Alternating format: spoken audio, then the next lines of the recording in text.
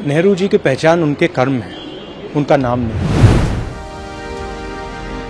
दिल्ली के 3 मूर्ति भवन परिसर में स्थित Nehru memorial museum and library का नाम बदलकर अब प्रधानमंत्री संग्रहालय और पुस्तकालय सोसाइटी कर दिया गया है। हालांकि कांग्रेस समेत कई विपक्षी दलों ने केंद्र सरकार के इस फैसले की आलोचना की है, लेकिन अब इस पर राहुल गांधी की भी प्रतिक्रिया आ गई है। पहले सुनिए उन्होंने क्या कहा, फिर आपको पूरी कहानी बताएंगे। Sir, Nehru Memorial name got changed, sir. What do you have to वो say on that, sir? Nehru ji की पहचान उनके कर्म है, उनका नाम नहीं।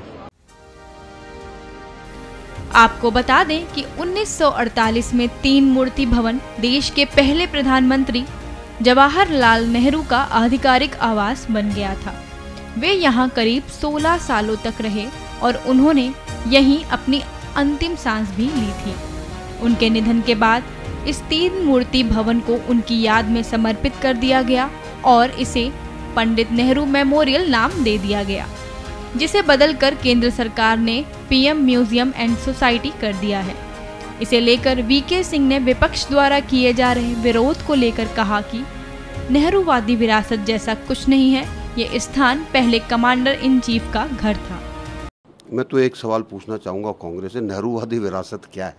कोई विरासत नहीं है नेहरूवादी विरासत। ठीक है, हमारे प्रधानमंत्री थे, जिस घर की ये बात कर रहे हैं ये कमांडर इन चीफ का घर हुआ करता था अंग्रेज़ों के टाइम।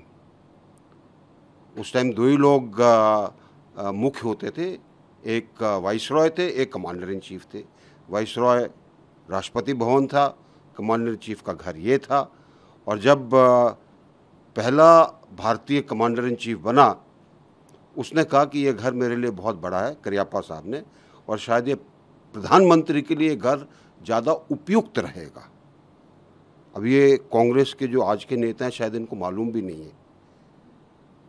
वो घर बन गया। 3 मूर्ति इसको इसलिए बोलते थे कि इसके आगे 3 मूर्तियां हैं, जो कि जब हाइफा की लड़ाई हुई, जिसके अंदर भारतीय कैवलरी ने हाइफा से जर्मन सेनाओं को और तुर्किक सेनाओं को दौड़ाया वहाँ से, तब ये 3 अलग अलग स्क्वाड्रन्स के सवारों की, उनके वीरों की इसके अंदर मूर्तियाँ लगी थी।